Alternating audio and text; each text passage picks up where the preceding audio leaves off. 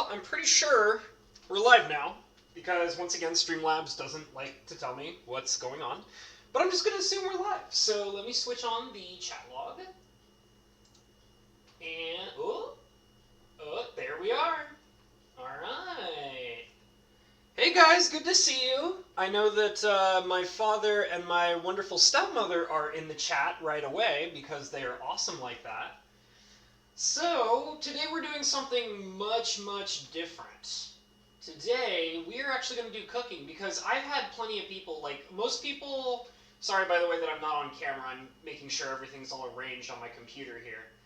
I've had plenty of people who know that I am actually a cook. It's basically my profession. It's what I get paid to do pretty much on the days that I'm not streaming with you guys. I'm usually working. But I'm a cook. And I love cooking, I really do. It's something I enjoy a lot. I have a great time doing it. Oh, hey, Wrath of Wood is here. Good to see you, Wrath of Wood. Yeah, I do a lot of cooking, and I actually really love it. I would say that, like, I have a lot of hobbies, like painting and things like that. Painting, drawing. I used to do writing, too, but I love cooking. And I was really happy to, and it took a long time for me to realize that I loved cooking so much, but I was really happy when I realized that I loved doing it so much that I was also able to find jobs being a cook and showing off how good I can cook, and basically have that pretty much as most of the jobs that I've had have been cooking jobs. So this is a chance for me to kind of share something that I really love with you guys. Like, I mean, you know, I get to show you guys magic cards, I get to show you painting, and this channel's kind of all about me sharing the things that I really love and enjoy doing with you guys. So today we're going to be doing cooking, and I'm kind of hoping that eventually I'll be able to make this a regular thing. This is kind of just an experimental stream, just to kind of see how I like it, how I feel about it, how you guys feel about it, how well it's received, all that kind of stuff. So today we're making Melty Monterey Jack burgers. Let me kind of talk about this a little bit. So the first thing I have to say is I have to give a special shout out to my good friend Bo Falcon. Bo Falcon, a while ago, you guys probably have seen it already, Bo Falcon sent me a big old care package in the mail. He gave me all sorts of really cool things. And one of the things that he sent me was basically a gift card for a cooking service where they basically mail you, and I only got to get it for 1 week because that's how much the gift card was able to afford. But basically what happens is it's a service where they mail you all the ingredients for like 3 different meals per week. And normally I wouldn't do something like that. But it was really kind of cool because I don't actually normally cook in my own home that often. I cook at work a lot, and I love doing it, but I'm not really, and I cook for my family here and there, but I'm not a person who normally likes to cook by myself in my home on my own. I kind of have this weird thing about, so I live in my apartment by myself, and I have this weird thing where, like, I like to cook for other people. I don't like to cook just for myself only. And because of that particular aspect about me, I frequently don't cook in my actual home. Because the only person who's eating is myself.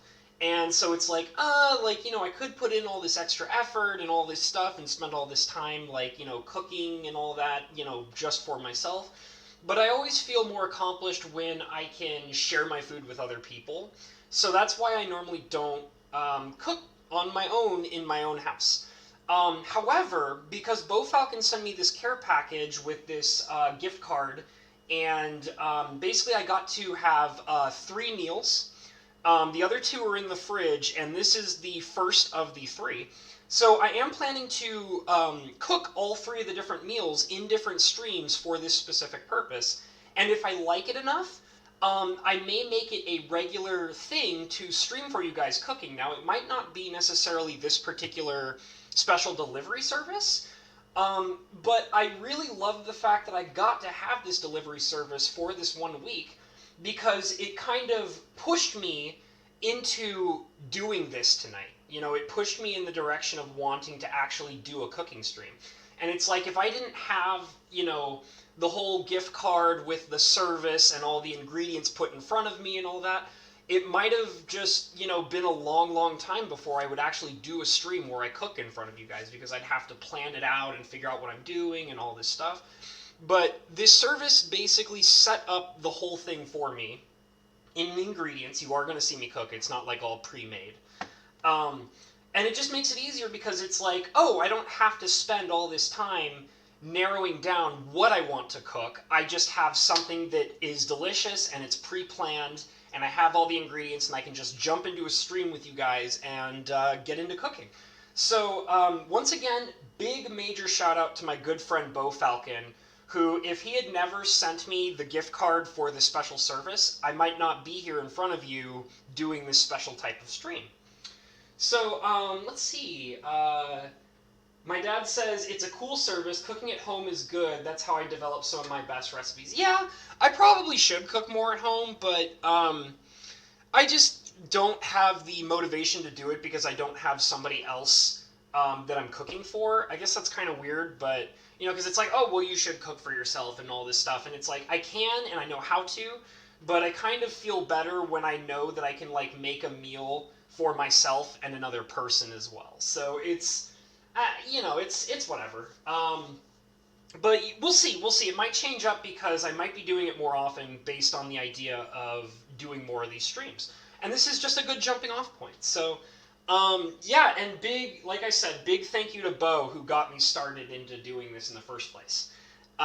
So basically, I have, it's kind of off camera, but let me just kind of go over the recipe. So they gave me this card here that basically shows me like what it's going to look like. So this is basically what the end result's going to look like.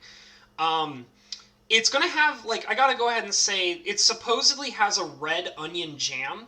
And I'm sorry to say, guys, but I'll go over how to do that, but I personally am not going to make that for this particular recipe.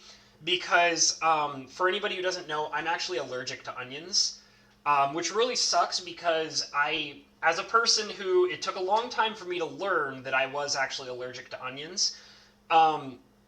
Before I found out I was allergic to onions, I used to eat them all the time, and I actually had a lot of, like, obnoxious problems because I was constantly eating onions and didn't know I was allergic to them. So I'm sadly going to have to say no to the special red onion jam that they're asking me to make. But they sent me all the ingredients, and I'll put everything else on it. It depends. Maybe I'll add something extra to it to replace the red onion jam. I'm not totally sure yet. So let's go ahead and take a look at this. So it says here that we begin with the prep, obviously, which they told me to set the oven to 450 degrees, which it's already at. In fact, it's already hot enough because I did that before the stream started. Let's see. Onions kind of suck anyways. Yeah, I mean, I'll be honest. I used to love onions, but I can't have them anymore because it messes with me pretty bad. It's all good, though. Is that card with the service delivers? Yeah, so they... Basically, I have all of them over here on the side. I'm not going to show all of them off because I kind of want them to be surprises for the future streams. But yeah, they send you like a bag. Here, let me show you guys. So I got this bag, and it's labeled. It has like it has all the things we need in it, except for the only thing it doesn't have is salt, pepper, sugar, and oil, which I have here on the side. But other than that, it has all the ingredients you need, which is really cool. And they also sent me a ice-cold ground beef. And the service that they did, they give it to you in a big old box, and like it has like ice on the bottom to keep it nice and cold. It's insulated so it doesn't spoil. And they even, like, they do a really good job tracking the package for you and making sure that it gets to you on time and everything. So it's a good service. Maybe you could substitute with shallots. I would substitute with shallots if I actually had them. Like I said, I went with the idea that all of this stuff, like, they designed it so that every natural ingredient that you need to cook this is in the bag. So if they say onion, then they sent me an onion, which they did. But I don't have shallots. I didn't really plan to get shallots. That wasn't something that came up, I just kind of said, okay, I'm just not going to do the onion and we'll just move on. Yeah, Clay in the house. Yes, I am cooking. This is actually happening. And yes, sir, you too get to plump the buns because sure enough, we have real buns in here. Oh, that's just my phone letting me know that I'm streaming right now. Thank you, phone, for telling me that I'm streaming. I'll be sure to watch my own stream while I am streaming. Okay, so the first thing I really want to do is really important business. I always wash my hands.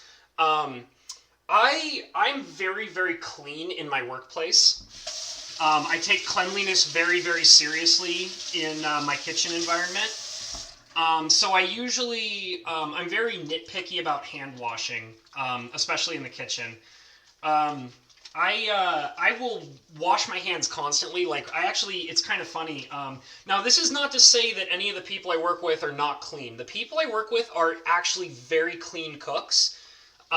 They're very good at washing their hands between ingredients and things like that need to be careful for that purpose.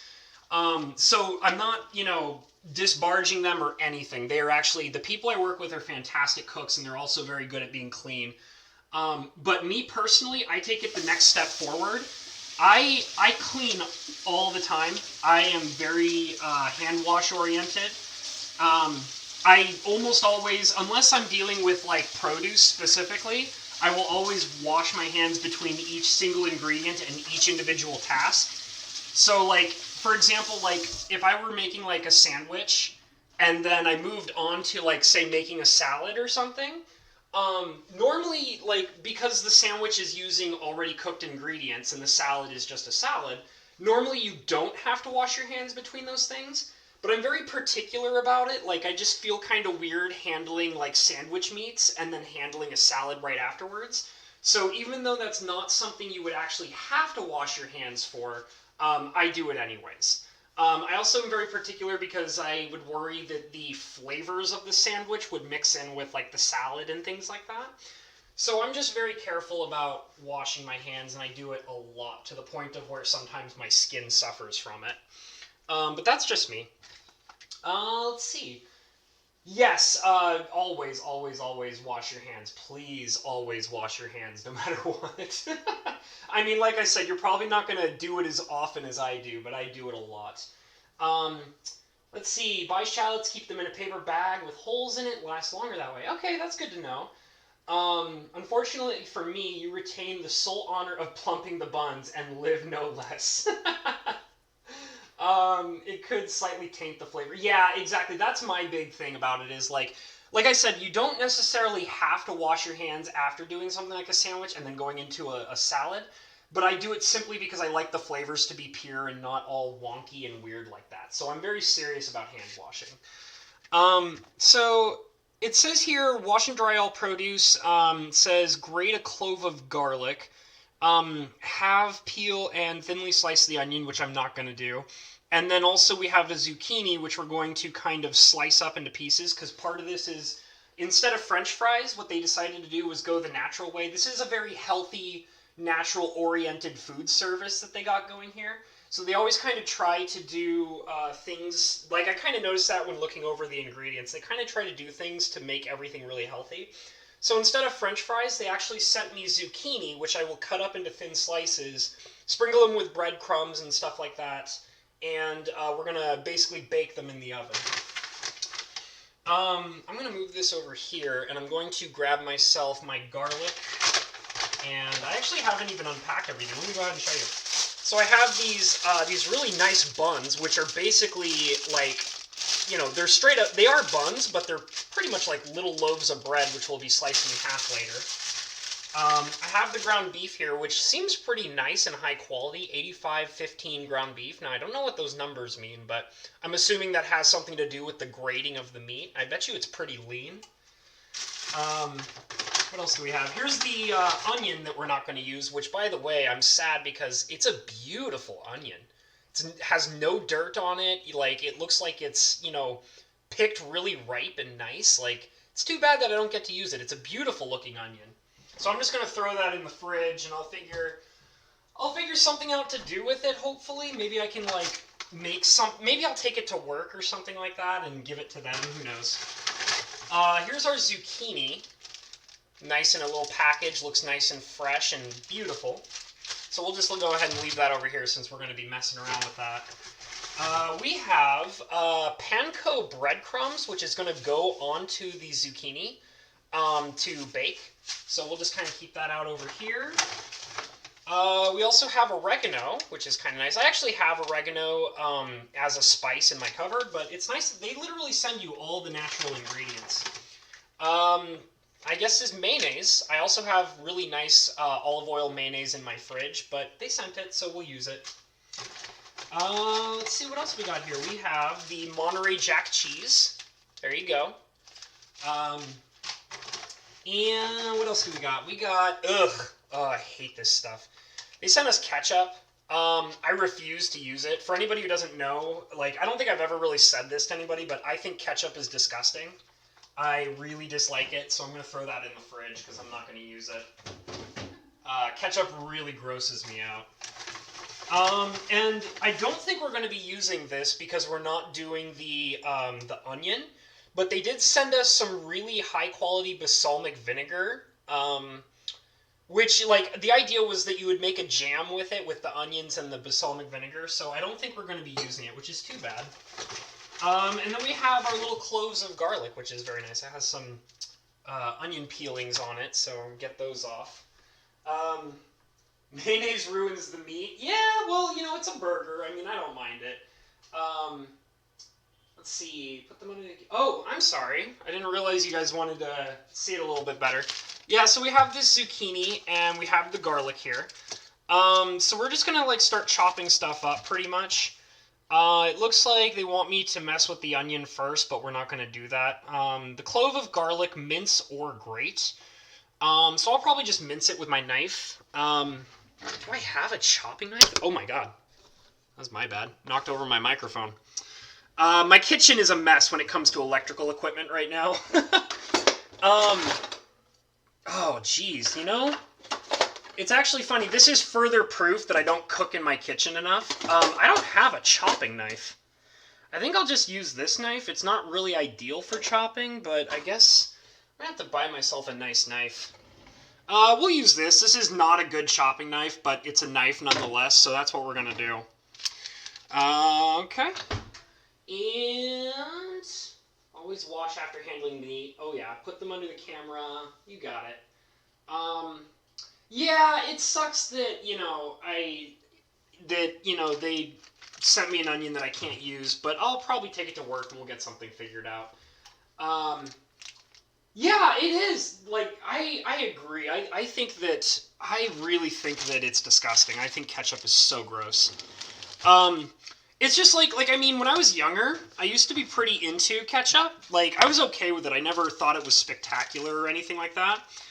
But, I was always all right with it. I didn't mind it.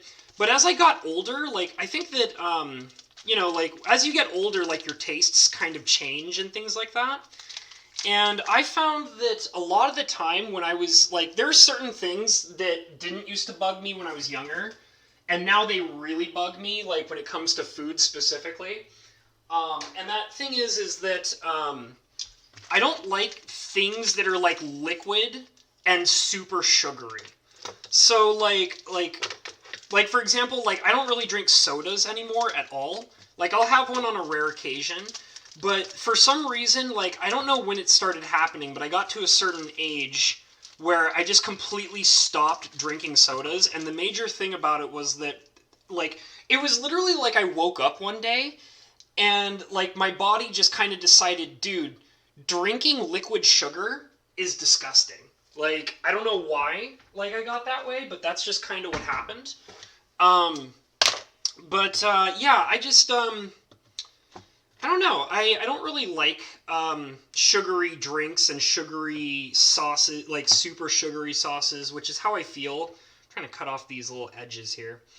I think there's a way, if I remember correctly, isn't it that you can crush these? Let me see.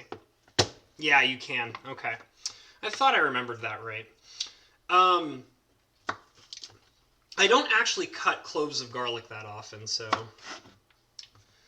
And let's see, just kind of thinly slice these guys. But yeah, ketchup is also one of those particular things that I kind of was like, no, I'm not really into consuming.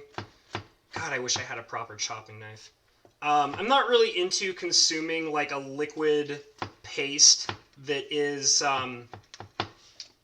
you know, just pretty much mostly sugar. That just really grosses me out. So I don't know. And then after a while, it was like not only the sugar, but also on top of it, like it got to a point of where like I was just like, I don't think this even tastes good. Like it just.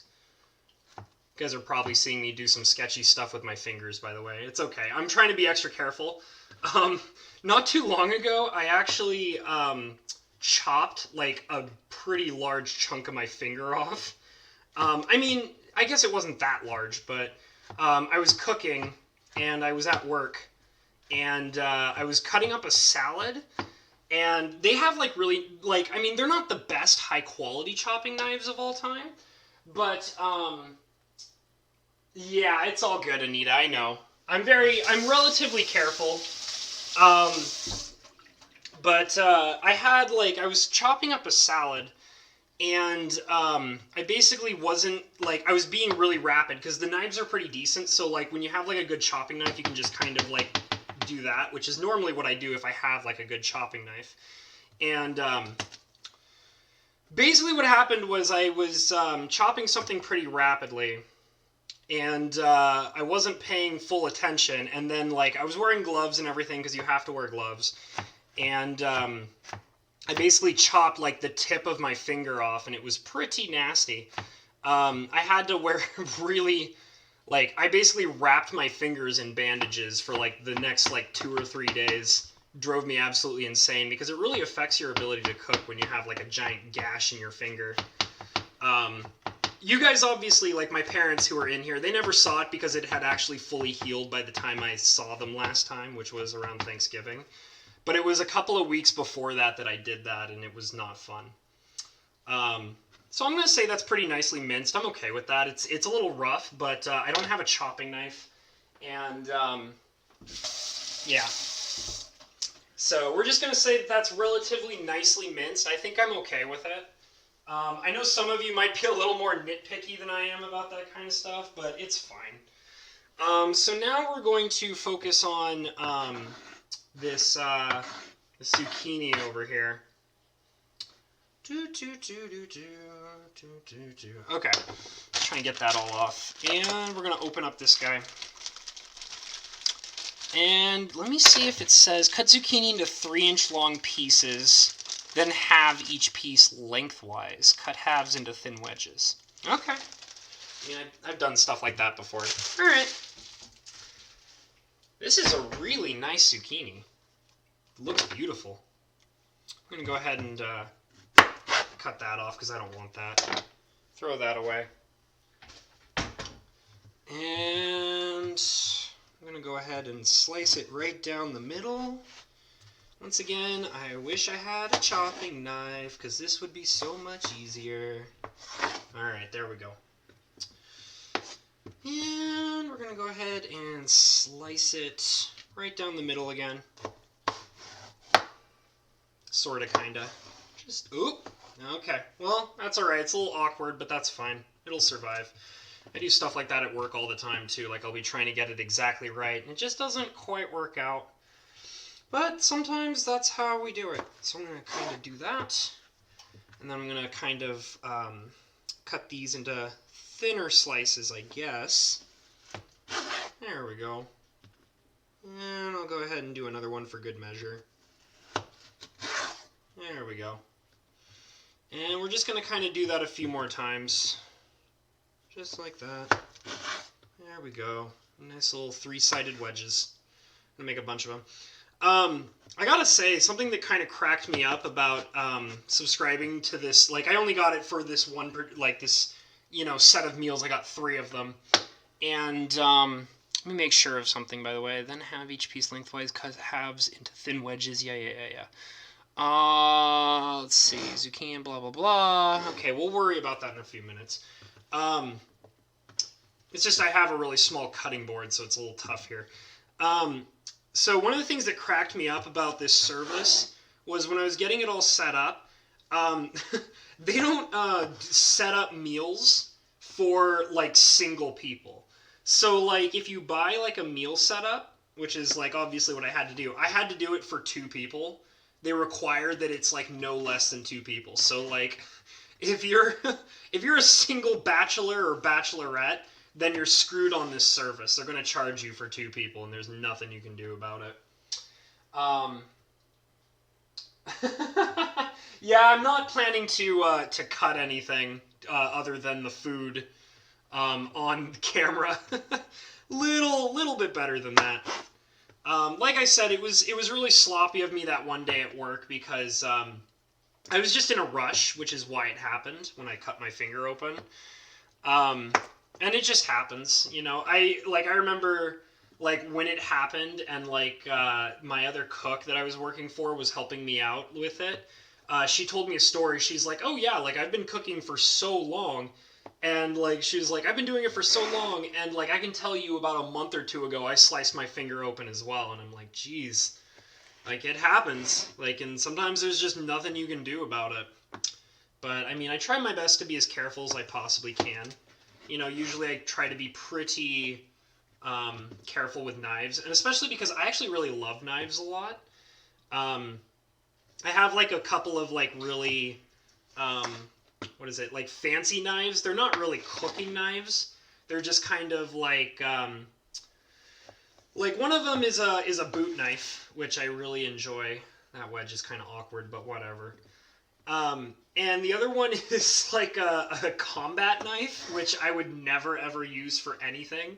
But I like, it's one of those things. It's like, you know, like how like a teenager will go out and buy a katana just because it looks cool, and like never ever use it or anything like that. Like that's how I was about this combat knife that I bought. And it cost me a small fortune when I bought it, but I was like, oh, this is so cool, you know.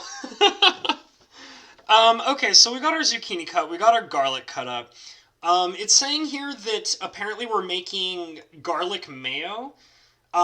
So that's kind of neat. It's not just regular mayonnaise, it's garlic mayonnaise. Well, it's mayonnaise, and it looks like we're about to mix the garlic in. It says, put in as much garlic as you feel, then taste and add more if desired. I'm going to look forward and see if garlic is needed for anything else in this recipe, because if it is, I'm not going to use all of it on the mayo. Yeah, it looks like that the garlic is only for the mayonnaise. So now that I know that, I'm going to try and chop this up just a little bit more finely. Because, I mean, I don't mind chunks of garlic in my mayonnaise, but, I mean, these are pretty large chunks. I thought we were going to be, like, putting them in a pan and cooking with them. So I'm going to just kind of cut them up a little bit nicer. Just a little bit nicer. There we go. I'm actually kind of wondering if, yeah, my dad is saying it needs mincing. Yes, I understand. I was actually kind of wondering if maybe Rebecca will show up, because she, one of my fans, Rebecca, she is actually really into cooking, and she keeps asking me a lot. Like, she's asked me multiple times to do cooking streams. So this would be right up her alley, and me and her have actually shared recipes a couple of times, because she's super into it. She loves it. And we have all sorts of fun conversations about cooking and things like that. So I kind of hope that she can make it in. If she doesn't, it's fine. Like, I'll just tell her about it, and she'll probably go and watch it on her own free time. And here's what's really nice, too, about this particular meal that I'm working on. So even though it was, like, basically, like, sent to me with all the ingredients and all that, these are all just ingredients you can just pick up at your market. So it's like, we are basically following, like, a recipe. It's not like, none of it is specifically, like, pre-made or anything like that. Which is really nice, because that means that anybody can go out and replicate it by buying fresh ingredients at their local market or whatever. Get that garlic off my fingers. There we go. Okay. So I'd say that's a lot more finely chopped, and I'd be okay with putting that in mayonnaise. That's okay with me. Hey, Rebecca, I was just talking about you. Were you lurking? That's so funny. You cracked me up, girl. Glad you're in here. I figured this would be right up your alley, and I even remember when I first planned to do this particular stream, I was like, oh man, Rebecca is just going to be all about this. She's probably going to be in the stream hanging out, watching me cook as best as I possibly can. Okay, so now we're going to get a small little bowl. I picked some bowls out over here, but I don't think they're small enough. They're actually pretty large. Let me see if I can find... I don't think I have any really small bowls, which is too bad.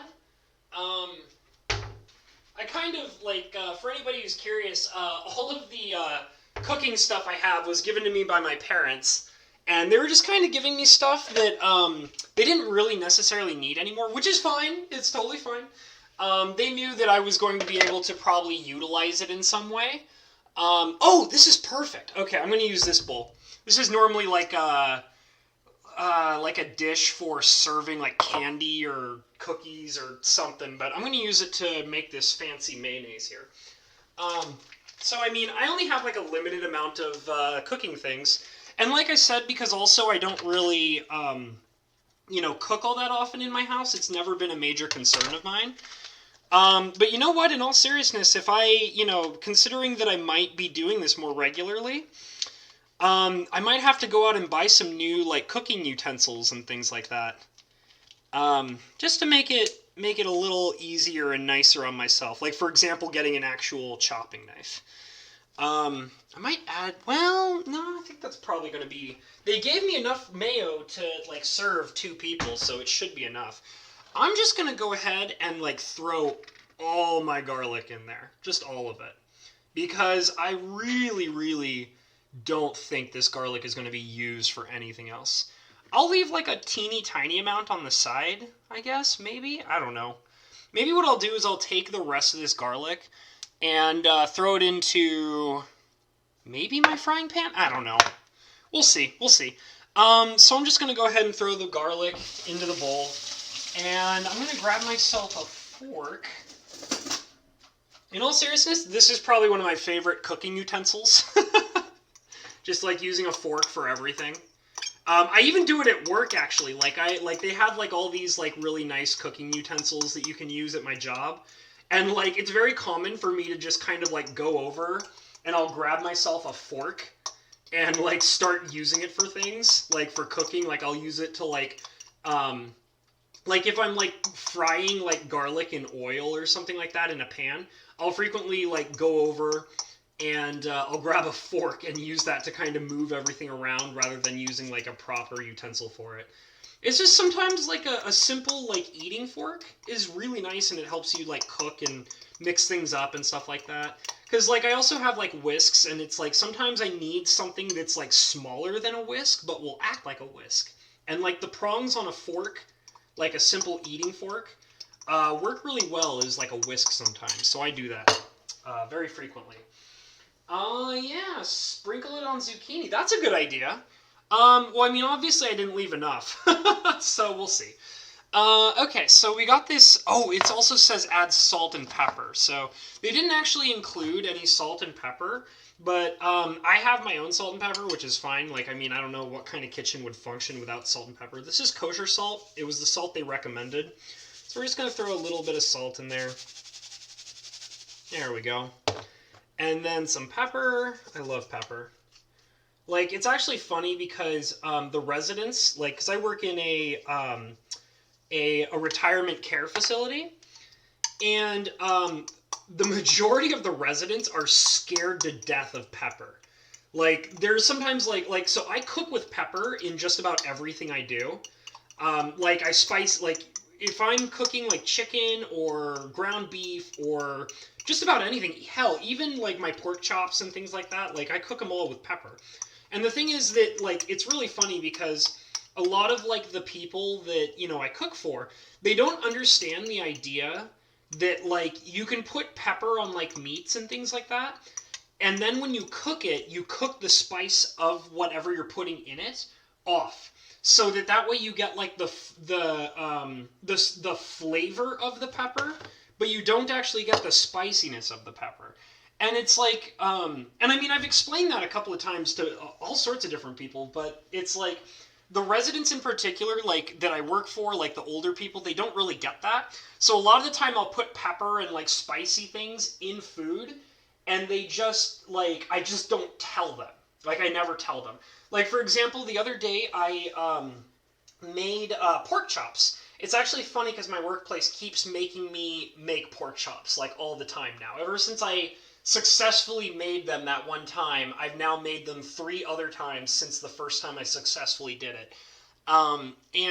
So yesterday, I made pork chops for the residents, and they made me do a honey glaze on them, which I'd never done before.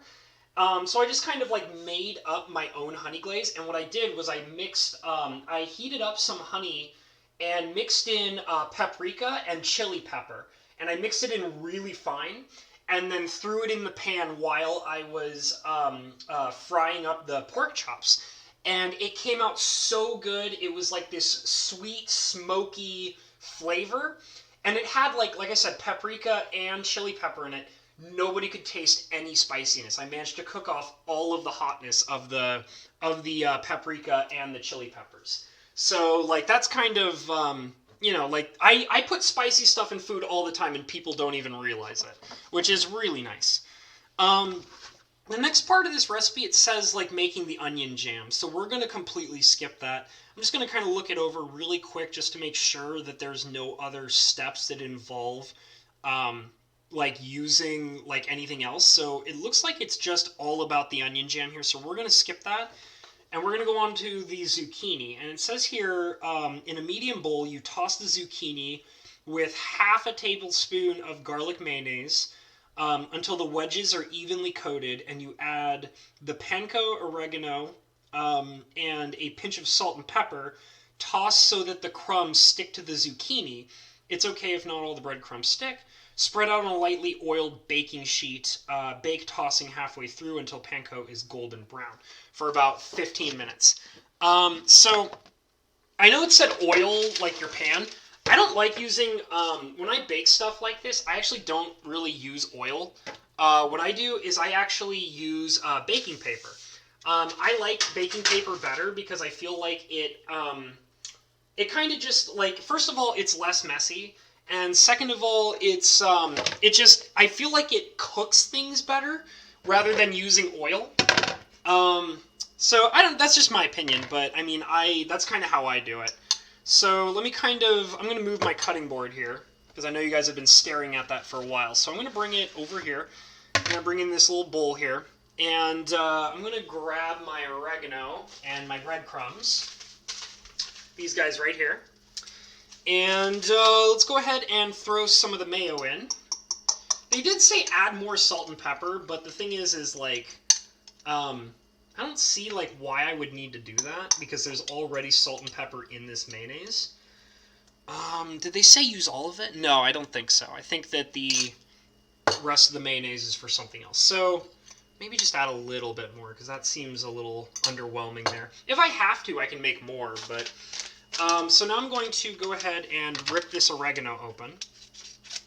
We're going to throw this guy right in here. That's a lot, but that's fine. And I know that these don't serve any purpose outside of what I'm using them for, so let me just double check, because as I say that, the breadcrumbs, the oregano, pinch of salt and pepper. Yeah, okay, so just use all of it, basically. All right, that's good enough for me. So I'm going to go ahead and open this guy up. We're dumping the breadcrumbs in. And I'm just going to give it a thorough mix. Throw these guys out of the way because I don't want my space all cluttered here.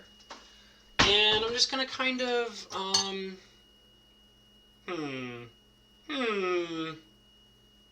don't know. I don't know if I should grab, you know what, I'll just grab another one. It's fine. I'm going to do dishes after I finish all this stuff anyways, so it's not a big deal. So I'm just going to go ahead and kind of mix it all up. I guess. Does it need anything else? Let's see. Medium bowl, toss zucchini with the garlic mayo. Oh, that would make a difference. It said that I was supposed to cover them in the mayo first and then add everything else. But you know what? We're going to improvise this. So this is how we're doing it now. I'm going to grab all these zucchinis and throw them right in. I don't even care. I don't even care. And I'm just going to kind of like toss them all around with my bare hands, because that's how I roll. Just like that.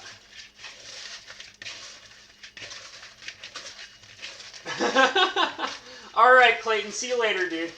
Not really cooking the pepper off so much as infusing it in the food. Yeah, that's pretty true. I just kind of like see it because like it's really nice because when you're using like spicy stuff and like when you're using spicy like peppers and seasonings to cook meats and like things like that, like you said, yeah, you're infusing it into like the meat or whatever you're cooking. But it's really nice because when you do that, it doesn't make it hot. You know, it doesn't make the flavor of what you're cooking hot. Which is a big deal, especially to like these older people, because like, you know, you tell them, oh yeah, there's ground black pepper. They freak out. They do not like hearing that, like at all. It scares the bejesus out of them. There's this one lady that I worked with, and she like freaks out about pepper. Like if she even thinks she sees it, she freaks out. So I actually tried to be very careful with that one particular. I kind of threw that out there. It's okay. It's clean. I promise. But yeah, it's. I just try to be really careful with that kind of stuff because some of them really freak out, and you just kind of have to be careful with that. And I mean, it makes sense because they're older people and their tastes have changed over the years, and some of them are just a lot more sensitive about that stuff. So you have to be accommodating to that kind of thing.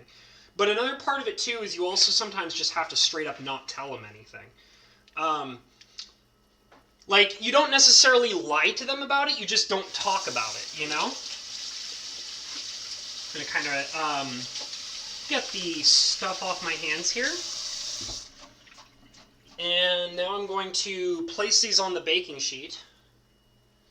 And I think I'm also going to have to kind of like dump some of the stuff on them too. Here, let me kind of move the camera over so you guys can see what I'm doing. There we go. That looks nice. Yeah, so you just kind of have to be careful with that kind of stuff when you're working with older people, and you have to be considerate of like their needs and how they feel about things, which can sometimes be kind of rough. But I mean, I actually really like the my work environment. I really like the people that I work with, and I really like the people that I cook for. And you know, I get compliments on my food all the time. And sometimes they're a little picky, but most of the time they're very like understanding, and they're not super, you know, they don't cause problems. Like, and like I said, like sometimes it can get stressful, but I would say the majority of the time, they're great people.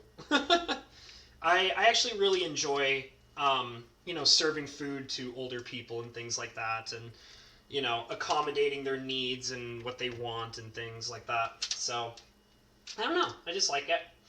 And it's actually funny because I've done prep cooking in a restaurant before, but I've never actually cooked like as a chef in a proper restaurant before. Like I said, I've done prep cooking in restaurants, but I've never done like real actual chef's work in a restaurant. I'm also kind of like coating these in more breadcrumbs as I'm placing them on the board. I'm probably going to add a few more too, just to like get them evenly coated. And but I mean, I don't know. I think maybe someday like maybe someday I would be willing to work in a proper restaurant, but I kind of like, you know, cooking for older people in the way that I've been doing it. It's very nice. And you know, they're a lot more understanding. Like, I mean, we try to give like the best possible customer satisfaction we can with the older people. But it's also because like just the way that the older people are, they're just a lot more understanding. Because I've had like experiences, like even though I've never cooked in a proper restaurant before, I've had experiences where there have been customers that just are not understanding in the slightest.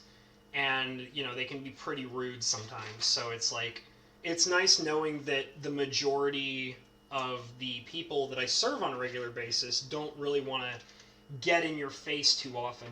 Now, there are a few, and it does happen because, I mean, it always is a numbers game. But I would say pretty much, like, 9 times out of 10, I'm not having to answer to somebody who's like screaming at me because they didn't get exactly what they want. You know what I mean? But yeah. So I'm just kind of still trying to get the breadcrumbs on these things just to make them a little nicer. I kind of messed up with how I was supposed to do them. So they're kind of funky, and I'm kind of trying to like make up for that. Ah, that's hot. I don't even know why that's hot. None of my burners are on. That was not supposed to be hot. So my oven's been on a while, and sometimes I guess the heat will rise up through the burners. And I do have my oven at 450 degrees right now. So that's probably why that burned me just now, even though there is like nothing at all on the surface of my oven. So, alright, so I'd say those are well coated.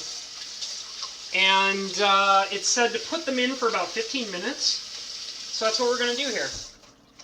I'm just going to go ahead and wash my hands, just because that's how I roll. So I'm just going to wash my hands properly real quick. And then we're going to throw them in the oven for about 15 minutes.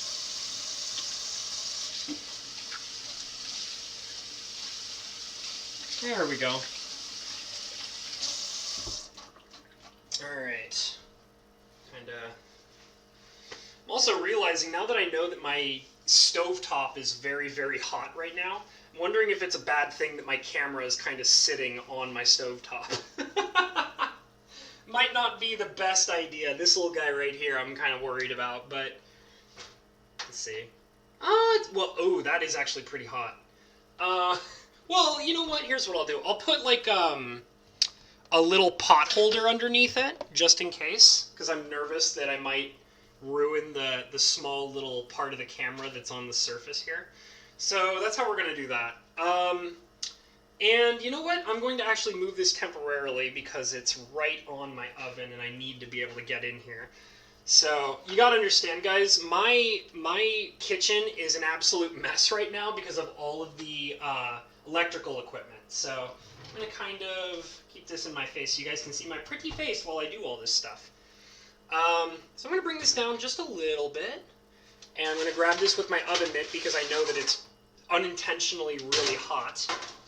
And there we go. Just kind of throw that in there. Close this up. There we go. Now we don't have to worry about that anymore. Alright, so, well, we do. Don't listen to me. We do actually have to worry about it, but it's going to be out of our concern for a little bit. So I'm going to set a timer on my phone. Set a timer for 15 minutes. Alright, thank you, Google. Okay, so I have it all nicely set up there. And we don't need this anymore. Oh my god, I'm going to have to clean this place up so badly. I made a big old mess.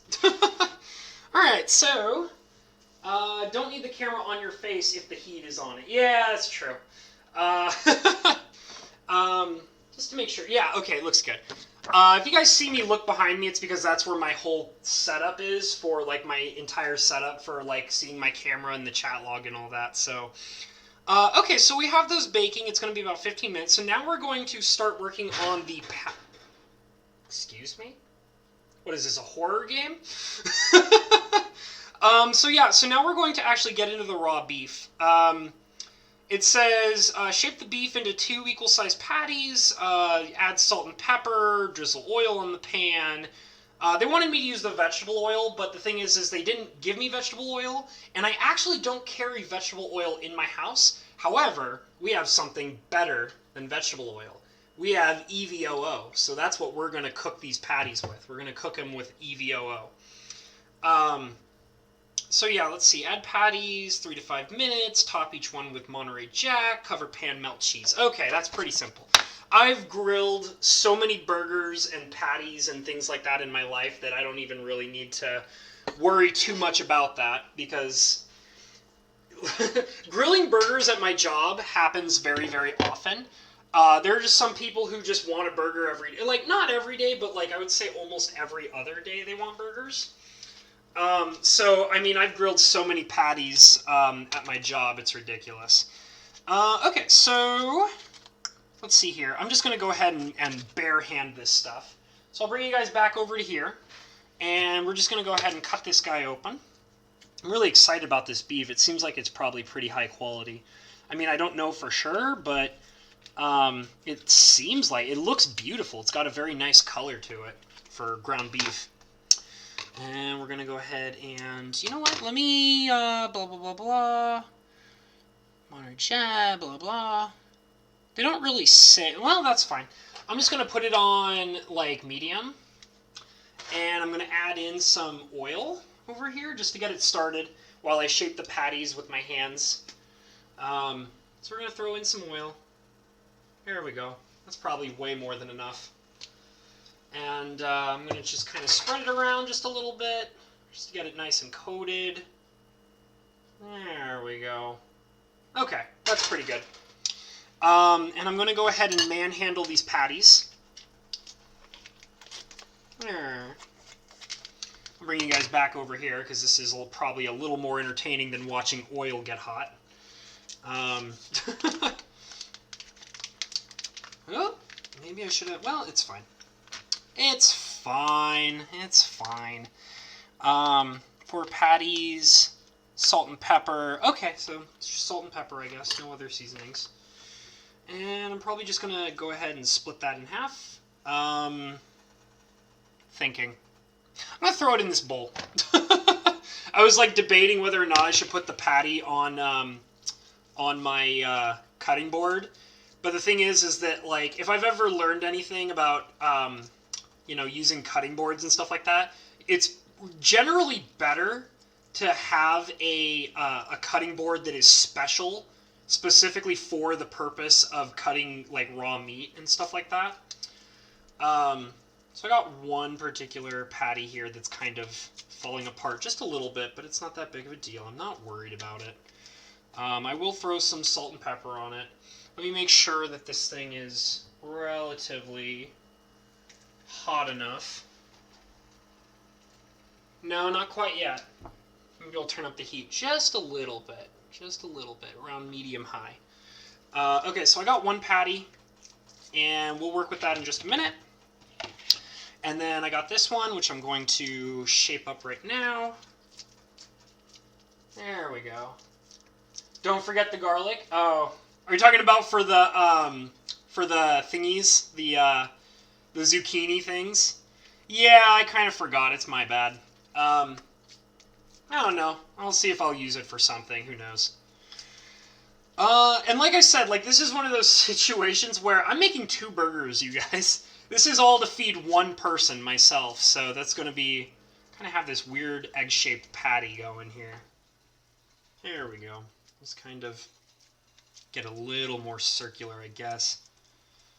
Alright, I'd say that's pretty good. So now I'm just kind of waiting for my oil to heat up.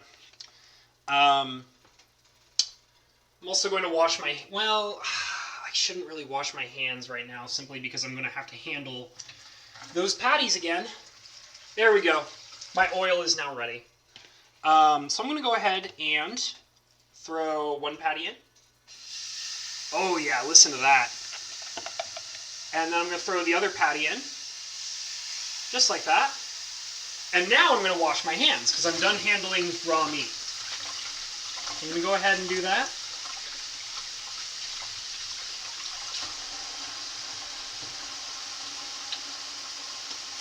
Washing the hands. I think I need a little bit more soap. Didn't quite get enough soap on my hands for that. Make me feel a little safer if I have some more soap on my hands. There we go, that's better. Alright. Woo, that's hot. It's hot. It's hot. Okay. Woo, it's still hot. Why? Why, Sink? Why are you so hot? Okay. There we go. You know what? Maybe it'd be nicer if you guys could see what's cooking. Oh, that's such a good idea, Rebecca. I'm sorry. I should have read that before I put them in. Garlic for the meat. That's a good idea, Dad. I think I'll do that. That's, I think, a pretty smart idea. Alright, so I'm going to throw just a little bit of the garlic on here. Just like that. Kind of throw it in there. Just like that. Might as well. I don't really have any other purpose for it. Alright, so we got the garlic in there. And now I'm going to throw in some kosher salt. Just a little bit. There we go. I'm going to throw in some pepper. There we go. Okay. And now I'm going to need a spatula. Kind of check my meat here. Hey guys, can you see me? Alright. Kind of move them around a little bit. These are some fat patties, I do gotta say. And also kind of smush them down just a little bit. There we go.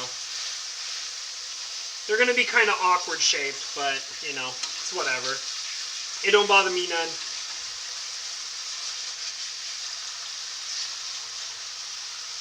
Alright.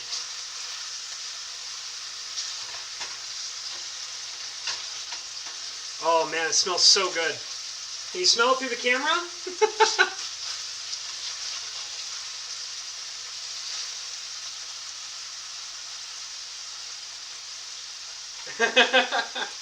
Oh man. No, it's all good, guys. I appreciate like any suggestions you might give me. It's all good. It doesn't bother me at all. Just trying to kind of check on the bottom of these patties. I think I'm going to flip them. Alright. There we go.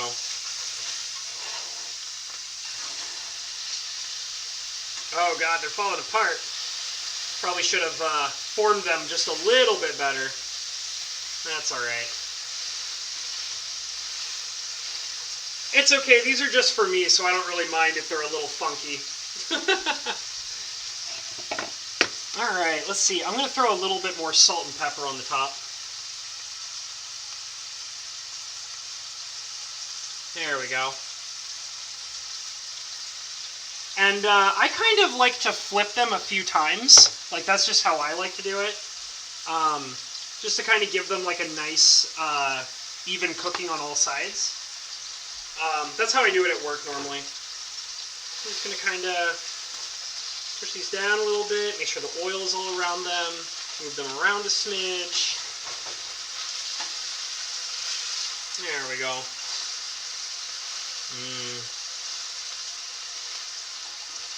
Oh man.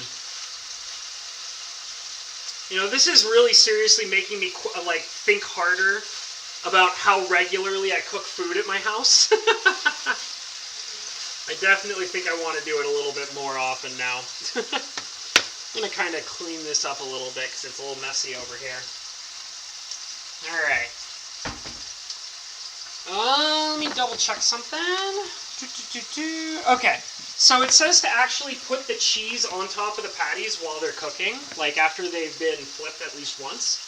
So I'm going to just kind of move them around just a little bit more. You know what's also nice is that if I put the cheese on top and then melt it over the top, it's probably going to help keep the burgers better, together better. So I'll go ahead and do that. Grab this Monterey Jack cheese over here. This guy.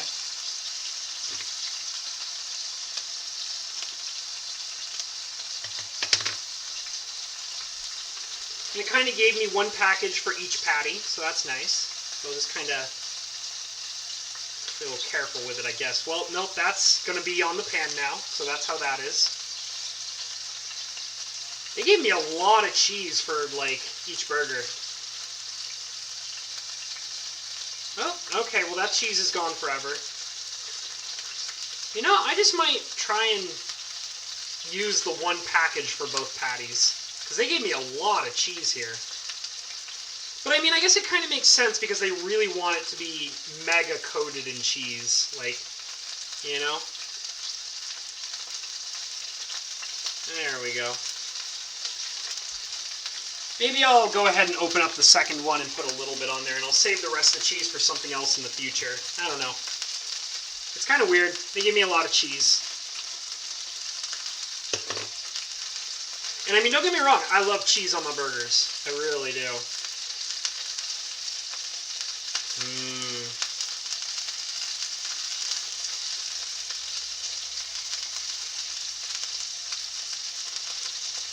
Mmm. Making me so hungry.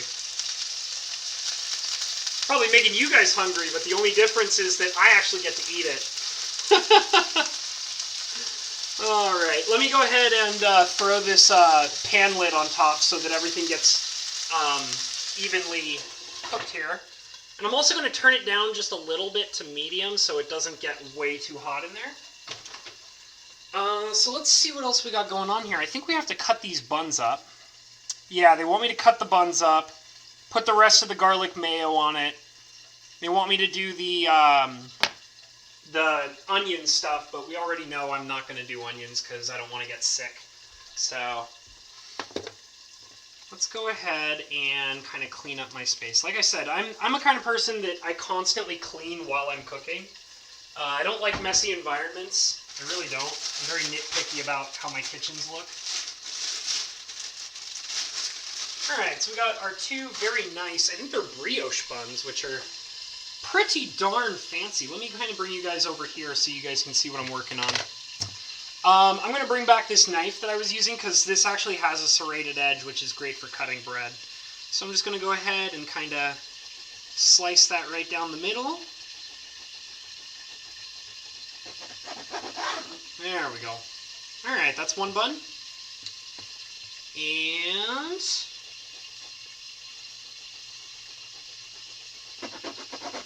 there's another bun. There we go. Alright. So those are our two buns.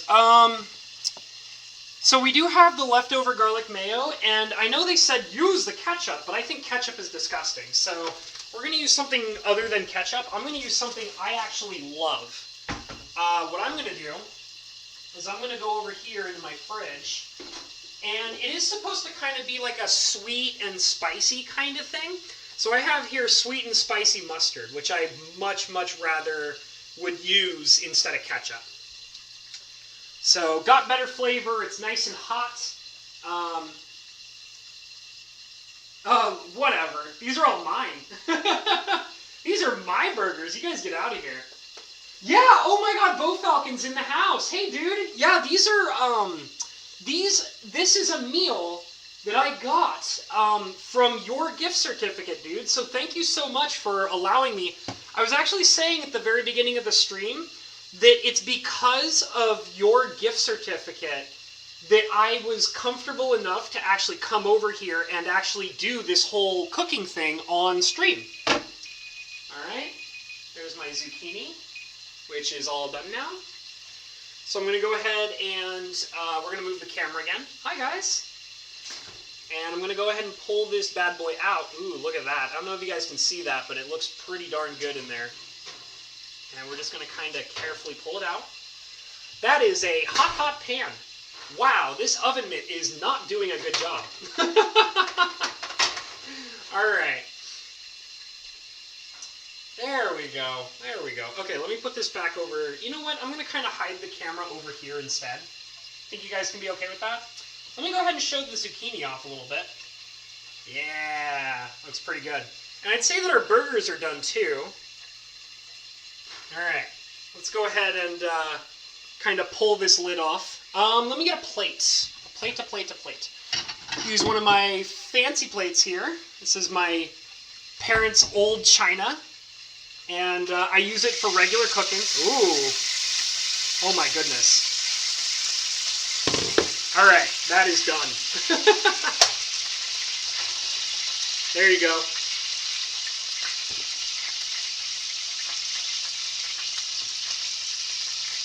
Alright.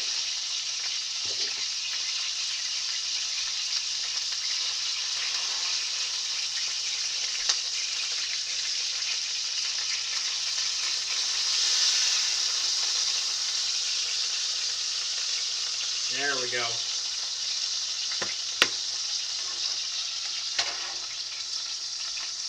Okay, guys. Wow. That was pretty intense there at the end. Alright. So now what we're going to do is we're going to put on, I have all this extra stuff over here. Let me kind of get it out of the way. All right, so I'm going to start by putting some of this on there. Some of this garlic mayonnaise that we made. Just kind of spread it around. Yeah, there we go. Making myself hungry. My mouth is actually watering right now. Oh, it's been so long since I've actually cooked a proper meal in my own kitchen. Like I said, we're probably going to be doing this more often. I mean, I wasn't really sure if I was going to be, you know, cool with doing this, but you know what? I think I am. So I think you guys can probably look forward to me doing some more cooking streams, because I am definitely into this. However, I will say I kind of wish I had something else to put on these burgers. Like, they didn't give me, like, tomatoes or lettuce or onions or anything. They kind of were just like, oh, you just need the mayo and the onions and whatever. And it's like, yeah, it's cool and all, but, I mean, I'd like a little bit of veggies on my burgers. I really do. All about those veggies. And I'm going to throw on this spicy mustard because I love spicy mustard. And you know what? You know what else I think I'm going to do? I think I'm also going to change it up just a little bit more. I think that, you know those, the zucchinis we made? I think I'm going to put those on the burger. I think that'd be pretty good. Spicy mustard. Super into this. Oh my god. Oh my god. Come on. I'm almost out of this stuff, so it's kind of wearing a bit thin here. There we go. You know what else? Trying to think. Okay, so I don't have any other veggies. Yeah, there's no other veggies in here. I'm gonna put some of these zucchini pieces on here. I think that might be pretty good. It's gonna kind of lay that right on top. Like I said, I'm a veggie fan. I really am. Like, I mean, I eat just about everything, but, I mean, I love it when I have, like, veggies and stuff, like, along with my regular meals. So it's kind of nice being able to just kind of have some extra veggies to put on my meat, because I like it that way. I just realized this, like, I mean, I've been doing this and setting this up. Am I really going to eat 2 burgers? This is why, like, I don't cook by myself, because, like, it's so easy for me to, like, cook way too much, and then I don't have anybody else to feed. I don't have anybody else to feed here besides myself. Alright, I'm going to throw that on top just like that. Bam, that's one burger. Bam, there's the other burger. There you go. Melty Monterey Jack burgers with no onions, even though there's supposed to be onions. All right. Well, I'm gonna lay into this thing. I don't know about you guys. I'm gonna lay into this. Here, you know what? I'll bring you guys around here.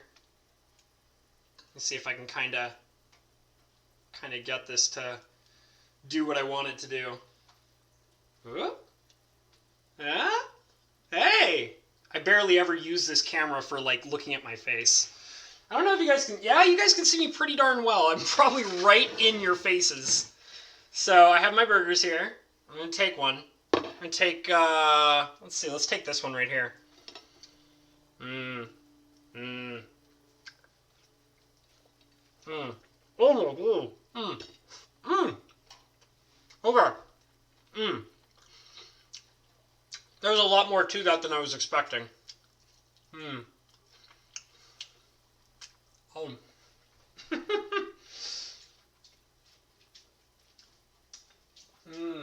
I know. There might be a burger in there somewhere. Well, the burger's in my face now. Oh, my dog is so excited.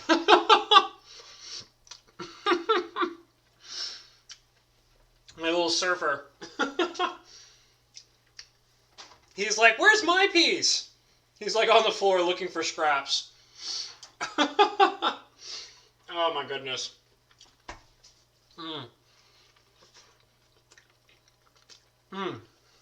Alright.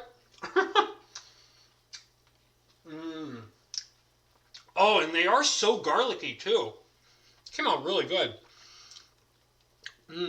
So this was the first ever cooking stream that I've ever done. I just realized I left my oven on. Hold on a sec. All right, oven's off. I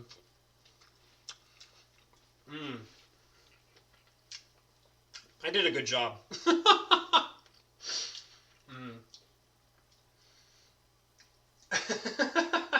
Yes, he is hoping and praying. He's like right underneath my feet right now. Like he's like looking up at me with those little puppy eyes.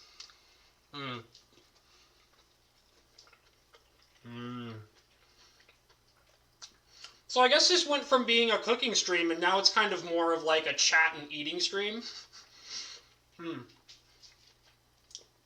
Which I happen to know is surprisingly popular, especially with you guys, and you know what I'm talking about. You know, all running into Mike Hatcher's streams, watching him eat bacon and sausage in the morning.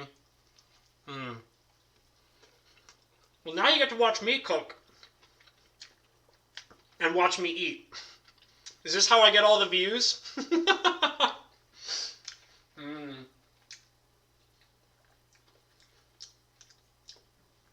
Drop some cheese for the puppy?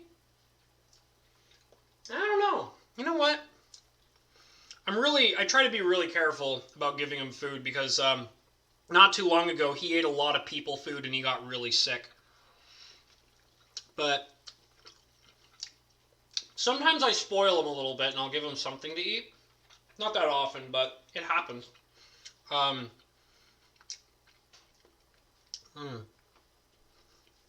Can't stop eating this. It's so good. God, he is just begging. I'll give him... Here's what I'll do. I'll give him this little tiny piece of meat. Okay? Come here, Surfer. Maybe Surfer can tell me how my food is. You want some food, Surfy? You want some food? Sit. Good boy. Shh. Sit. Wait. Wait. Wait. Okay. Good boy. Good boy, Surfer. Oh, he liked that. He was all about that. Alright, so everybody gets on the food in my house anyways. No, he just got a small little piece. It's fine. But yeah, so I'll probably be trying to do these a few times every once in a while. I definitely have 2 more planned cooking streams because I have 2 more meals that were part of this special package I got from Bo Falcon.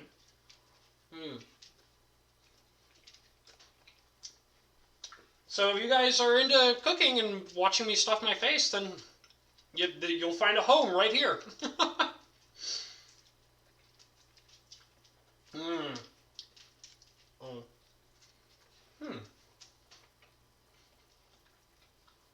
What's on the next menu? Alright. I was going to keep it a secret, but I'll go ahead and show you guys. By the way, how long is this stream been going? Oh, for only an hour. That's not bad. Oh. Okay.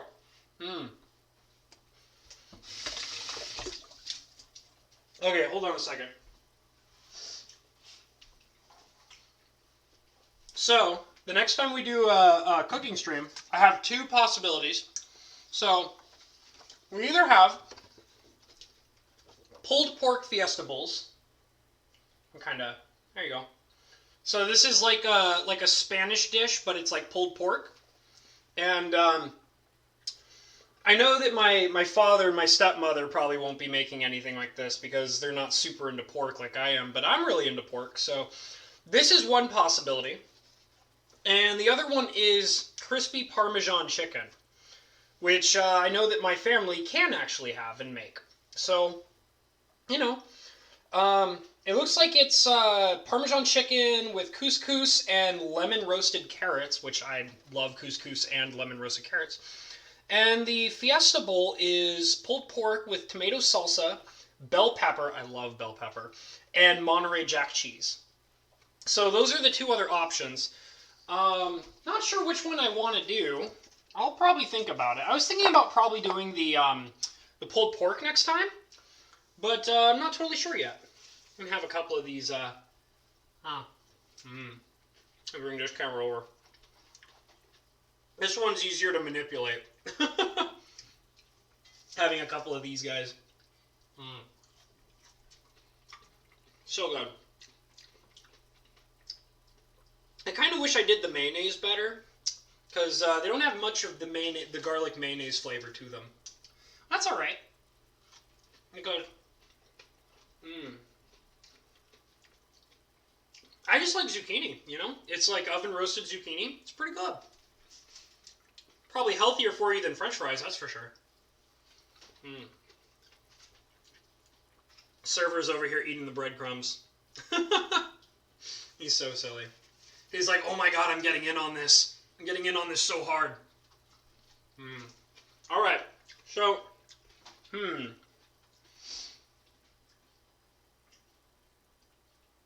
You would make the pulled pork dish with the chicken? Okay, I could see that. It's definitely a possibility. They are supposed to be two separate meals, so we'll definitely see.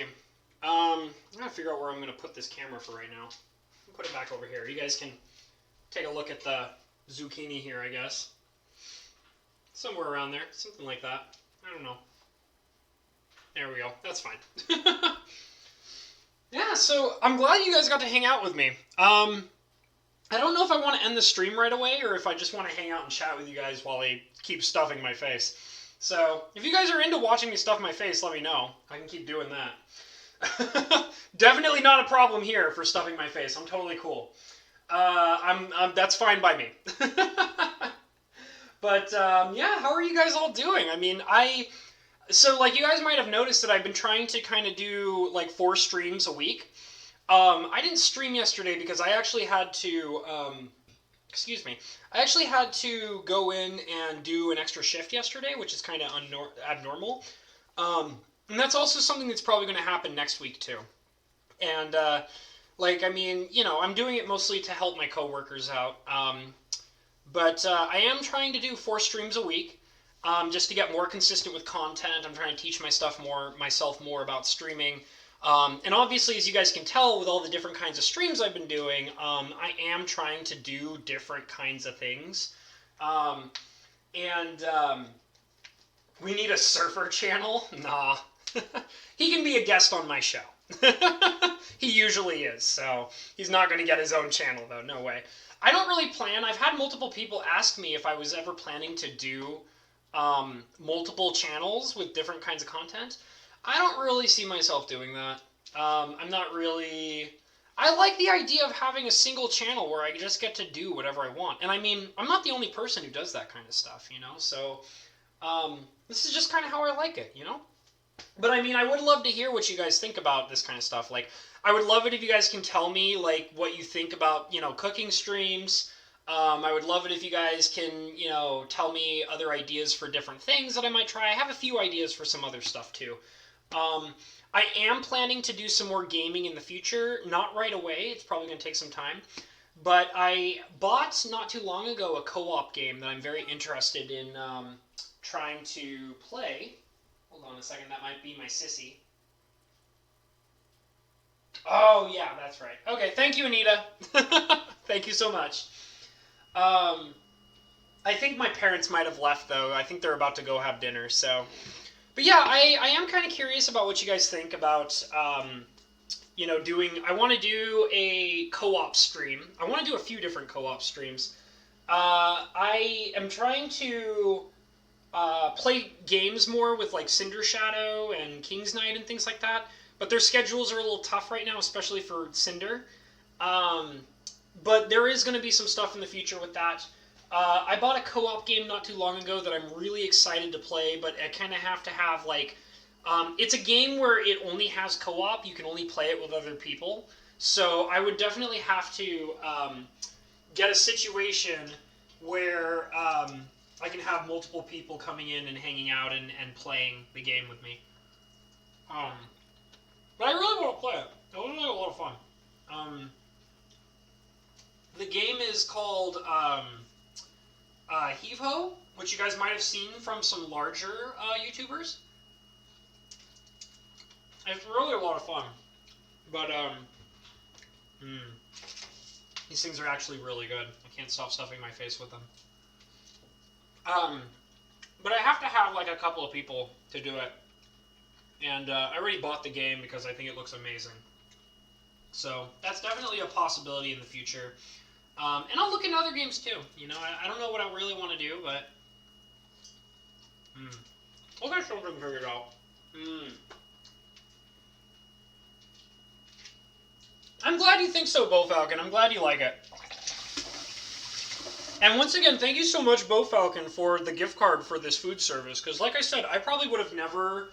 Well, I don't want to say never, but it probably would have been a lot harder for me to do a stream like this in particular if I didn't have access to the food right away. Because, I mean, I do like to cook my own stuff and, you know, kind of follow my own personal recipes, but this was really nice to get me started because it kind of gave me a basic setup. And one of the hardest choices is, like, when I'm at work and I'm cooking, they always kind of, like, have a particular menu for me to follow. And that makes it really easy for me to make decisions about what I'm going to cook and how I'm going to cook and things like that. But it's a lot harder when it's like, hey, like, you can cook anything you want. And it's like, well, but there's so many different things that I could cook and make and things like that. But this particular service that you set me up with, it gave me a nice guideline to do what I want to do with this. It gave me something to kind of follow. And, you know, so I don't have to make all sorts of major decisions about, like, what am I going to cook? How am I going to cook it? Like, you know, am I going to do this at all? Can I manage a stream while I do all of it? So this really gave me a nice, let me turn this a little bit. It's kind of driving me crazy. There we go. It gave me a nice kind of, like setup that I could follow, which was really nice. So I really appreciate you sending me this, Bo Falcon. It's definitely a lot of fun, and I'm going to do all the other meals too.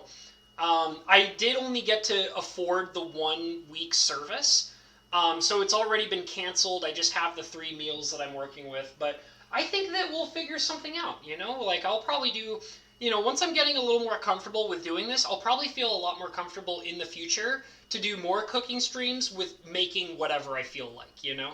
And I'll just have to come up with a nice setup and plan for it. So we'll try different things. I'm eyeballing this burger and I'm debating whether or not to eat it. You guys think you want to stick around a bit longer while I stuff my face with this? I'm going to do it. I'm drooling. I'm going to put this burger in my face. It's going to happen. All right, hold on.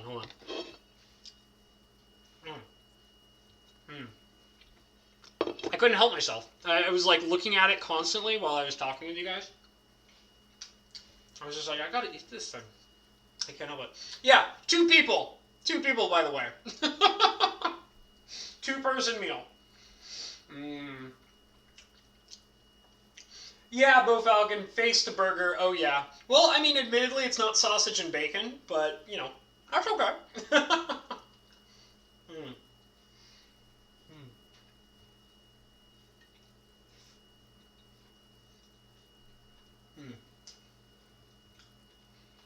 All right. See you later, Anita and Dad. You guys have a great meal, okay?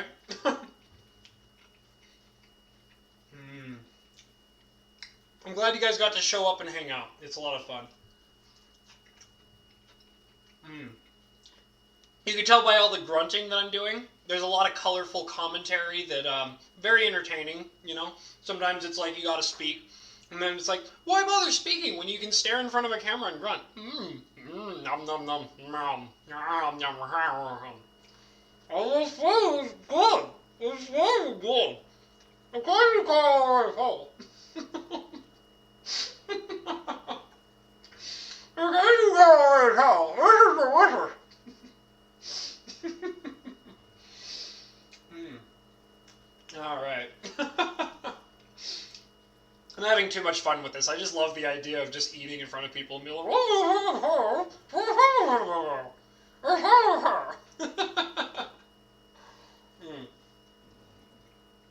Yeah. Good times, guys. So, basically, I'm going to try to, just to kind of talk about what my plan is for the channel a bit more. I'm going to try to kind of do, like, a variety of different things. And, excuse me, I had something stuck in my mouth. You know, the more attractive features of me is me picking food out of my mouth. So I kind of have this. Bo Falcon agrees. So I kind of have this idea of like swapping between videos about magic, like my cubes specifically, and then kind of doing one by one, like one of this, one of that, one of this, you know? So I'm probably going to, the next video you guys will see me do will probably be in about 4 days, because I actually have to go back to work for the next 3 days. And so then we'll do probably a continuation of the cube videos that I've been doing. And then I will probably, I'll either do another cooking stream or we'll do a painting stream, because I also, like, I'm very aware as well that people kind of miss my painting. I miss it too, it's been a while. So we'll probably get back into that very soon. That might be the very next, like the stream that I do when I come back. Either that or cube or more cooking. So it just kind of depends. A lot of it is based on how I feel. I kind of go the, I'm kind of, the way that I like making my content is I want to feel good about it at the time that I'm doing it. So I don't have a rigid schedule for how I'm going to be doing content. I just kind of want to do what feels right at the time that I do it. And it's really cool because I know that a lot of you really like that way of having things done. And you guys are very relaxed and love to enjoy what I'm doing, which is very cool. So I don't necessarily have a schedule, but I am kind of trying to make sure that the content is kind of a variety of different things so that I can kind of like keep you guys on your toes. Like, I don't want to be a magic channel. I don't want to be a painting channel. I don't want to be a cooking channel. You know, I don't want to be a place your label here channel. I want to be a channel where I can just have fun and share my hobbies with you guys, and we can have a good time and things like that, you know? And I know that, like, in general, YouTube is not necessarily the biggest fan of that kind of stuff, but that's really what I want to do, you know? And I think that because, like, magic, like, I love magic, I really do. But over the last few years, it's become less and less of a major thing for me. Like, I mean, if you spoke to me maybe about, like, I don't know, 4 or 5 years ago, I was all magic all the time. Like, not in YouTube content, but I mean just in my way of being and doing things. You know, but that's very much changed. Like, I don't really spend money on magic the same way I do anymore. Hold on, I have to. I'm sorry, I have to. Oh.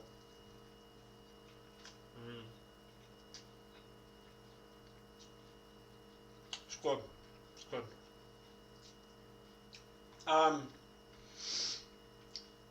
But yeah, I just, I don't really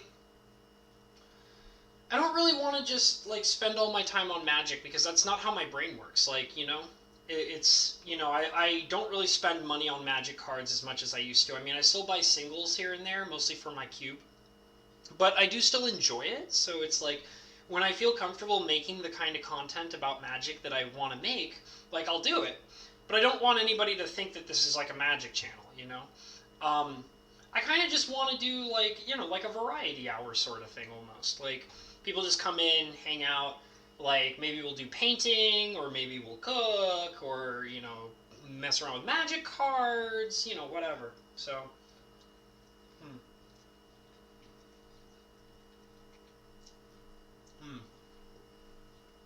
I agree, Radwood. I agree.